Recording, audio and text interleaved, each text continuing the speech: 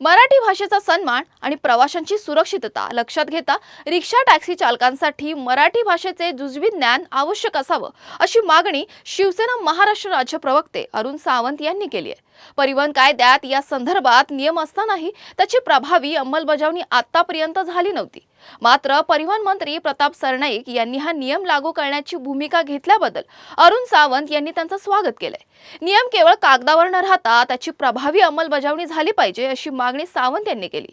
महाराष्ट्रात व्यवसाय किंवा नोकरीसाठी येणाऱ्या परराज्यातील नागरिकांना मराठीचे किमान ज्ञान असणं गरजेचं असल्याचंही त्यांनी स्पष्ट केलं। प्रवाशांची सुरक्षितता, अनावश्यक वाद टाळणं आणि मराठी भाषेचा सन्मान यासाठी हा नियम आवश्यक असल्याचं सावंत यांनी सांगितलं।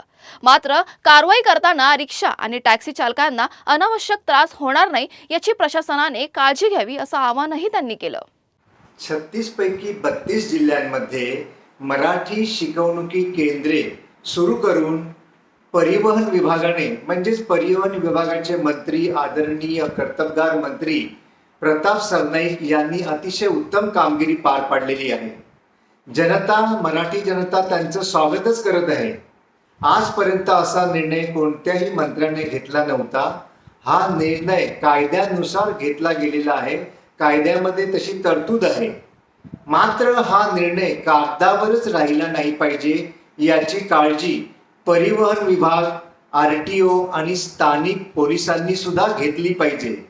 हा निर्णय राबविताना चालकांना सुद्धा कोणत्याही प्रकारचा अनावश्यक त्रास झाला नाही पाहिजे याची काळजी सुद्धा घेतली गेली पाहिजे आणि प्रवासी, चालक, मराठी भाषेचा मान सन्मान या तीनही गोष्टी कशा एक साथ पुढे जातील हे पाहणं आपलं सर्वांचं कर्तव्य आहे।